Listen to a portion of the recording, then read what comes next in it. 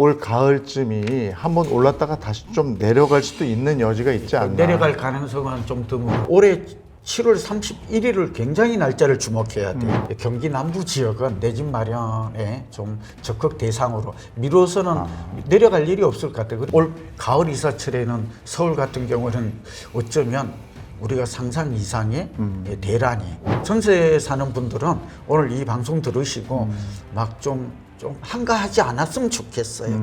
이거는 누가 국가가 해줄 수가 없어요.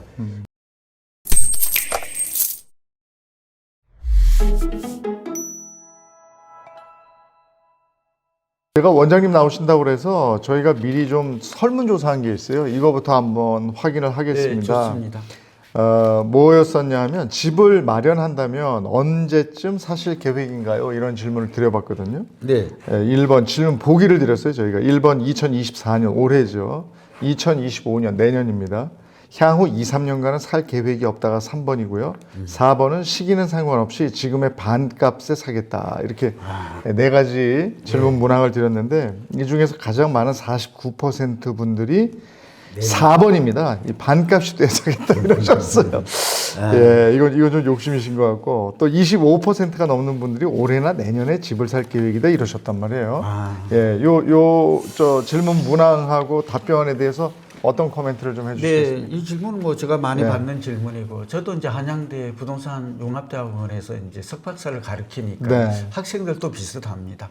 그리고 이제 제가 일반 강의도 많이 하는 거니까 답은 아마 이 설문조사가 어떤 계층인지는까지는 제가 모르겠는데, 좀 그 남녀노소에 따라서 조금 답은 다를 거다 이런 말씀을 좀 드리고, 제가 가장 많이 제가 답변하는 것은 올해 하반기 또는 내년 초가 될 것이다. 그게 저의 답입니다. 저는 뭐 거의 80% 이상 확률로 맞을 거라고 보는데, 그러니까 일반인과 전문가의 생각이 다르고요. 집을 가진 자와 갖지 않은 자의 생각이 좀 달라요. 그리고 20, 30대와 5, 60, 4, 50대, 5, 60대가 확연히 차이가 있습니다. 저는 현장에서 이걸 알죠. 그러나 저는 오늘 드리고 싶은 답변은 세 가지인데요. 이제 계속 이어지니까 먼저 해버릴게요. 부동산 경기도 사이클이 있습니다. 이 앞전에도 말했듯이 내용은 5, 6년 상승하면 집값은 4, 5년 하락하는 사이클인데 2021년에 고점을 찍은 집값이 지금 4년째 내립니다. 올해까지는 집값이 좀 내렸으면 하는 게 저희 바람인데 저희 바람대로 안 갑니다. 그러니까 오늘 그 목요일인데요. 부동산원 자료가 이를 말해주고 있습니다. 이거는 장기 데이터는 아닌데 오늘 나온 데이터를 보니까 이제 수도권은 노도강만 빼고 올랐는데 이 앞전에 제가 녹화할 때 노도강만 오르지 않습니까? 이렇게 말했는데 이제 금강구는 물론 올랐고 노도강까지 이제 서울은 확실히 오릅니다. 두 번째 데이터의 변화의 큰 특징은 인천이 오릅니다. 이제 그러면 결국 서울, 화성, 동탄 우리가 용화평 얘기했었잖아요. 오르고 경기 남부 오르고 인천까지 오릅니다. 이러면 수도권이 전체의 절반 이상을 차지하거든요. 그런데 이러는 상황에서 굳이 뭐 내린다 아닌다. 그리고 올라도 상암동 같은 데도 최근에 그때도 말씀을 좀 드렸던 기억이 선명한데 1억 정도 그때 말한 가격이 1억 올랐습니다. 1억이면 서울의 아파트 한 채 가격이 11억이거든요. 12억. 그럼 많이 오른 거 아니에요? 이쪽 그러니까 바닥을 다지고 탈출 신호가 지금 나타나고 있다.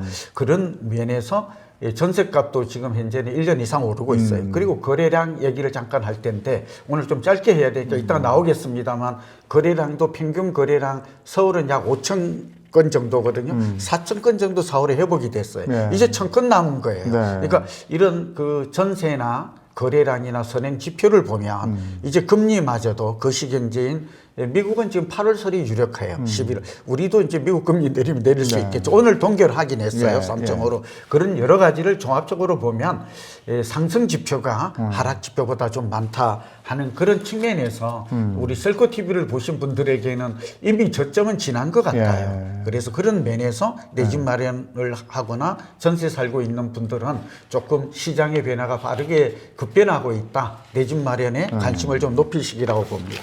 올해 말 내년 초 이렇게 말씀을 해주셨는데 지금 부동산은 사이클이다라고 늘 말씀해 주시잖아요. 근데 3년 사이클은 너무 짧은 거 아닙니까? 그동안 7년에서 10년. 그렇죠? 10년 저는 10년 주기설. 네. 근데 3년에 반전이 된다는 건 좀 아니요. 지금이 이제 4년째 내리고 있어요. 네. 횟수로. 근데 아직 4년은 완성이 안 됐죠. 네. 인생님 날카롭게 지적하셨는데.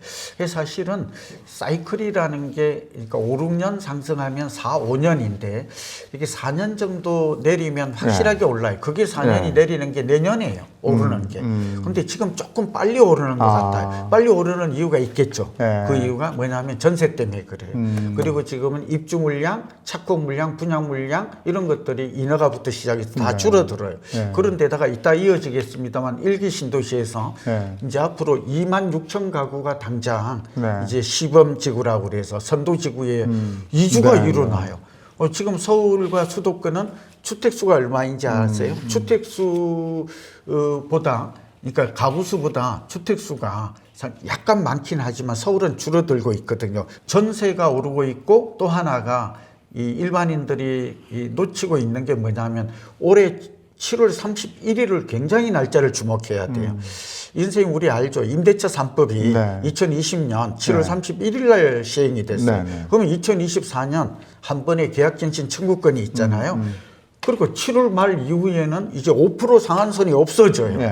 그러니까 공급이 부족한 데다가 지금 전세 가격이 계속 오르고 있는 상황에서 이제 다시 전세값이 오르면 이제 급등할 예정. 근데 또 하필 8월이 가을 이사철과 맞물려요. 제가 급주자는 게 아니에요. 저도 늘 서민주거복지에 국토부터 관심이 많은데 저도 좀 끔찍해요. 그래서 전세 사는 분들은 오늘 이 방송 들으시고 막 좀 한가하지 않았으면 좋겠어요. 이거는 누가 국가가 해줄 수가 없어요. 예, 솔직히 말하면 윤석열 정부도 해결하기 어렵고요.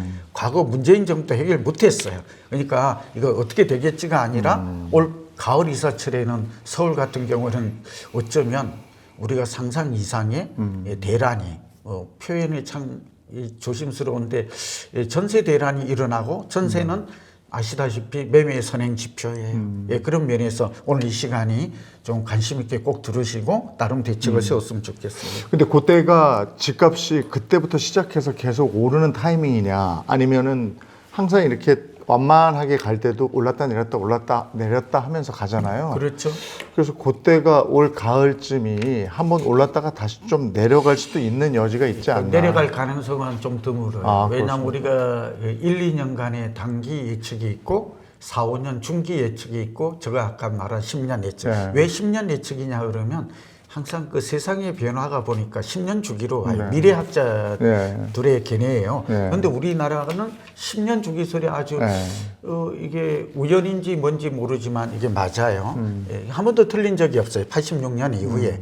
그러니까 지금 사이클도 좀 예를 들면 2014년에 올라서 2020년까지 올랐어요. 그리고 2021년에 고점 찍고 2021, 2022, 2024 이게 굉장히 정상적 사이클이에요.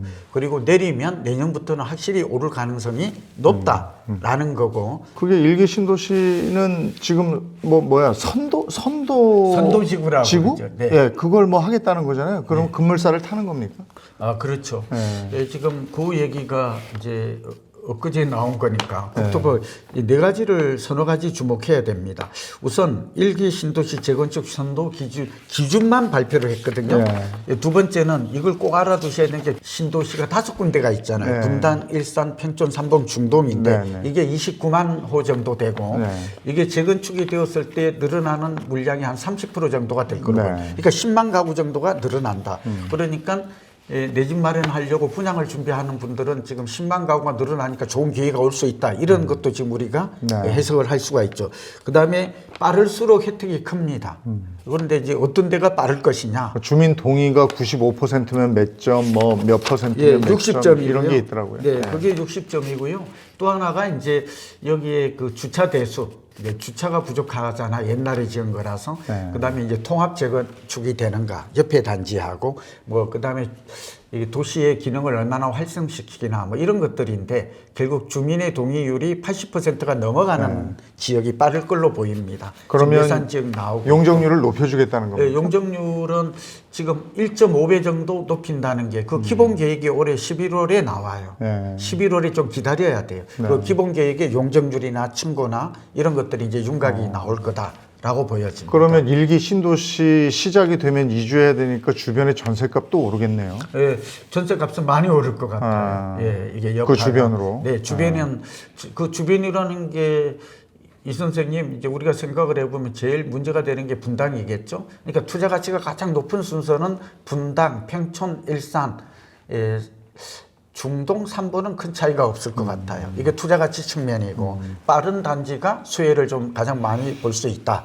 그다음에 이게 이주를 하게 되면 전세 가격이 이 주변에 굉장히 생각보다 큰 영향을 미쳐요. 아까 말하지만 전세 매물이 없다니까요. 없는데 수요가 증가하면 탄력성이 커지겠죠. 그 대표적인 게 이제 영향을 받는 게 위례라든지 멀리 못 가요. 학군 때문에. 그렇죠. 그다음에 판교는 더 비싸요. 제2강남이라고 그래가지고. 광주시 그 경강선 그쪽이 조금 좋아질 것 같고 제가 볼 때는 성남과 용인 뭐 성남구시가지가 조금 더 오를 가능성이 있겠죠. 전세가. 전세 오르면 매매 오르는 거는 기정사실이다라는 건 우리가 시장의 법칙을 통해서 말씀드렸고 용화평 지역이 영향을 받을 것 같아요. 그러니까 수원, 수용성, 용화평. 그러니까 용인이 지금 집이 좀 많으니까 영향을 좀 그러니까 상승 영향을 받지 않을까. 일기 신도시 같은 경우는 그럼 재건축 단지들은 많이 올라 있어요 지금? 아니 지금 슬금슬금 오릅니다. 분당은 일산 오르는 빼고, 단계입니까? 일산 빼고. 일산 같은 경우는 제가 가장 좀 안타깝게 여기는 게 일산인데 일산 같은 경우는 이제 이주 대책이라고 그래서 이제 이 정부도 11월 대에서 세운다고 그러는데 고양 창녕 신도시가 들어서요. 이게 조금 이주하고 이 지금 말하는 일기 신도시도 27년에 분양이 들어가서 2030년에 입주라고 그러거든요. 일정을 보면 그 사이에 이제 고양 신도시가 입주할 가능성이 있어요. 그러나 분당 같은 데는 가까이 없단 말이죠.